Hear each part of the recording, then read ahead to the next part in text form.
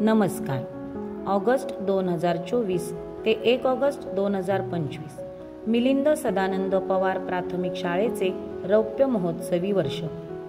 Devgad education बोर्डाच्या स्थानिक समितीने मराठी माध्यमाची खाजगी प्राथमिक शाळा विना अनुदानित तत्वावर चालू करण्याचा अतिशय विचारपूर्वक पण धाडसी निर्णय घेतला आणि 1 ऑगस्ट 2000 या दिवशी बालवाडीचा वर्ग सुरू करण्यात आला.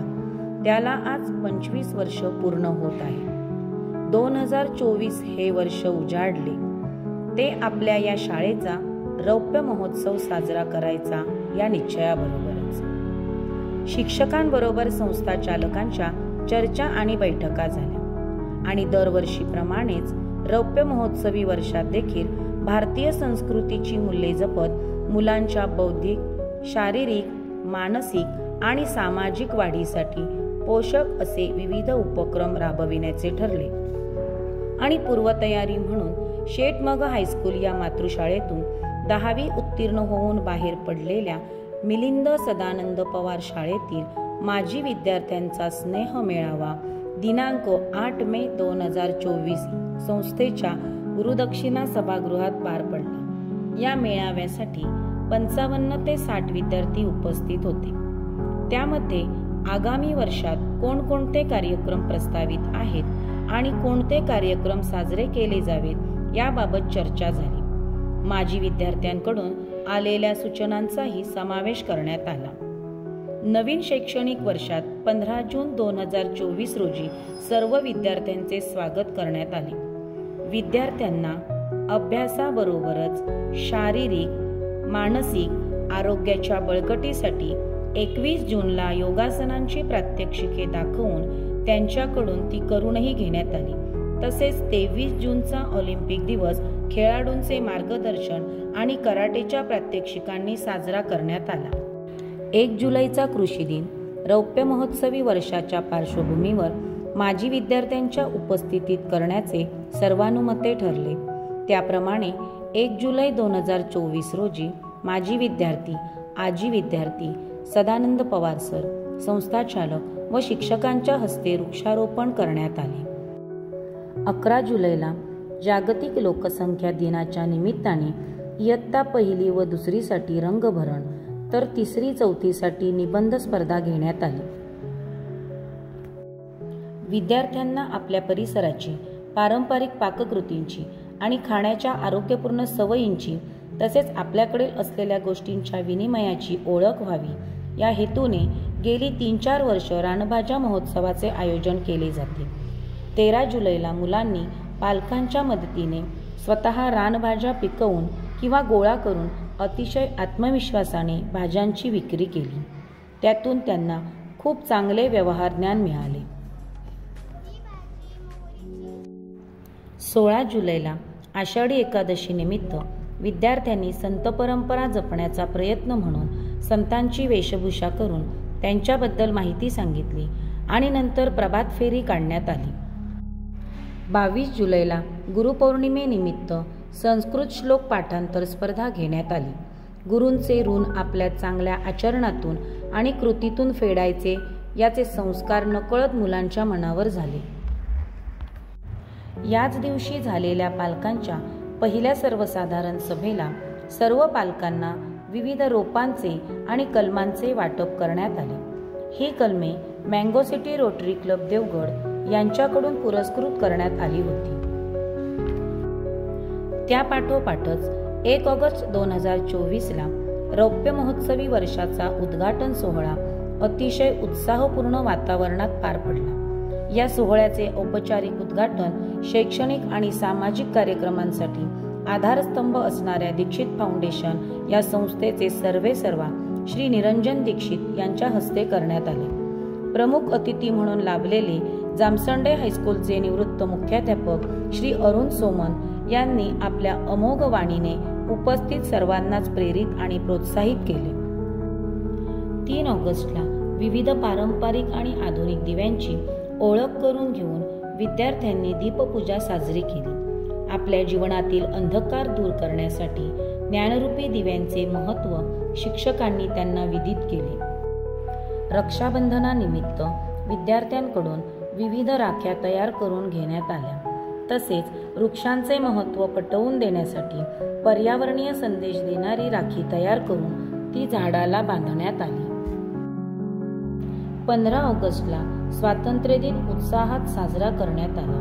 तर 26 ऑगस्टला श्रीकृष्ण जन्माष्टमी बाळगोपाळांच्या जल्लोषात साजरी करण्यात आली. 2 सप्टेंबरला कैलासवासी सौ विजयालक्ष्मी आत्माराम राऊत यांच्या स्मरणार्थ श्लोक पाठांतर व आरती लेखन स्पर्धा घेण्यात आली. तर 3 सप्टेंबरला साक्षरता सप्ताहानिमित्त ग्रंथदिंडी काढण्यात आली. 5 सप्टेंबरला आमच्या माजी विद्यार्थ्यांनी शिक्षक दिनानिमित्त शिक्षकांची भूमिका उत्तमरित्या निभावून त्यांना गुरुदक्षिणा दिली. शाळेच्या वर्धापन दिनानिमित्त सामान्य ज्ञान स्पर्धा घेण्यात आली. शाळेच्या वर्धापन दिनाच्या दिवशी म्हणजेच 15 ऑक्टोबरला सामान्य ज्ञान स्पर्धेत यश मिळवलेल्या विद्यार्थ्यांचा गुणगौरव करण्यात आला. विद्येची देवता असलेल्या सरस्वतीची पूजा केल्याने विद्या, कला आणि ज्ञानाची प्राप्ती होते. म्हणूनच दरवर्षी आपण सरस्वती पूजन उत्साहाने साजरे करतो. आपल्या प्रशालेत इंग्लिश कॉन्व्हर्सेशन क्लास घेण्यात येतात. केम्ब्रिज विद्यापीठातून घेतल्या जाणाऱ्या या परीक्षेत यश मिळविलेल्या विद्यार्थ्यांचा सत्कार करण्यात आला. दरवर्षीप्रमाणेच आपल्या प्रशालेत क्रीडा स्पर्धांचे आयोजन करण्यात आले. 30 नोव्हेंबर 2024 या दिवशी तालुकास्तरीय शैक्षणिक साहित्य निर्मिती स्पर्धेचे आयोजन करण्यात आले. स्पर्धेचे परीक्षण करून ज्या शाळांनी स्पर्धेत क्रमांक प्राप्त केले त्याचे बक्षीस देऊन अभिनंदन करण्यात आले. 26 डिसेंबर 2024 रोजी विद्यार्थ्यांचा बक्षीस वितरणाचा व विविध गुणदर्शनाचा कार्यक्रम संपन्न झाला.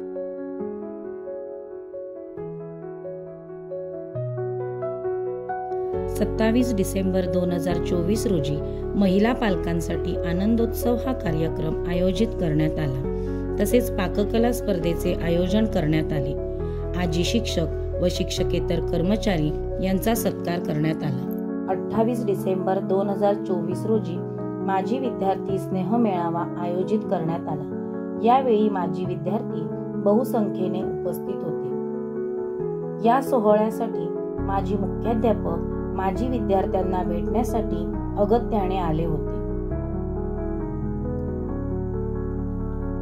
26 डिसेंबर 2024 रोजी माननीय श्री राजेंद्र मोतीराम हिंदळेकर व सौ स्वाती राजेंद्र हिंदळेकर या उदात्त अंतःकरणाच्या दाम्पत्याने आपला चिरंजीव प्रथमेश राजेंद्र हिंदळेकर याच्या स्मरणार्थ बालवाडी विभागासाठी भरघोस अशी देणगी दिली आणि या दाम्पत्याच्या सौजन्याने बालवाडी विभागाचे नामकरण चित्रकार प्रथमेश राजेंद्र हिंदळेकर बालविभाग असे करण्यात आले. 10 जानेवारी 2025 रोजी निसर्गासोबत दृकश्राव्याद्वारे भटकंती या कार्यक्रमाचे आयोजन करण्यात आले. जैवविविधता या विषयांतर्गत निसर्गातील प्राणी, पक्षी, कीटक या संबंधित विविध प्रकारची माहिती सांगितली. या कार्यक्रमाचे सादरकर्ते होते Shri Sachin Rane, Mumbai naturalist explorers and foundation. निसर्ग आपल्याला सर्व गोष्टी भरभरून देतो. या निसर्गामध्ये आपण थोडं रमून जावं, या निसर्गाशी आपलं एक नातं असावं या उद्देशाने 11 जानेवारी 2025 रोजी विद्यार्थ्यांचे वनभोजन देवगड पानखोल या ठिकाणी नेण्यात आले. विद्यार्थ्यांच्या मनोरंजनासाठी म्हणून 30 जानेवारी 2025 रोजी दीक्षित फाउंडेशन पुरस्कृत जादूचे प्रयोग विद्यार्थ्यांना दाखविण्यात आले. आमच्या प्रशालेत राष्ट्रीय विज्ञान दिन, जागतिक मराठी दिन, महिला दिन, संविधान दिन, भूगोल दिन व मकर संक्रांत यांसारखे विविध उपक्रम राबविले जातात. बालपणीचा काळ सुखाचा असं वाटायला लावणाऱ्या आपल्या मिलिंद सदानंद पवार पूर्व प्राथमिक शाळेला म्हणता म्हणता 25 वर्ष पूर्ण झाली. या रौप्य महोत्सवी वर्षात अनेक उपक्रम आपण राबविले. आमचे काही माजी विद्यार्थी नोकरी शिक्षणासाठी बाहेरगावी असल्यामुळे ज्यांना शक्य झाले त्या विद्यार्थ्यांनी या कार्यक्रमांना उपस्थित राहून आपला सहभाग दर्शविला.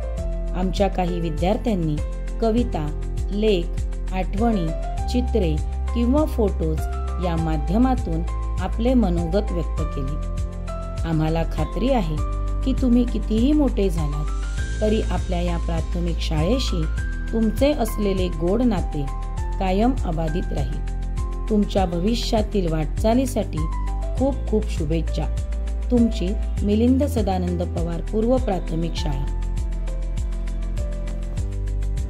या शाळेने रौप्य महोत्सवी वर्षात शिक्षक, पालक, विद्यार्थी यांच्या गाठीभेटी जुळवून आणल्या। सर्वांशी पुन्हा एकदा गप्पा मारण्याची संधी प्राप्त झाली।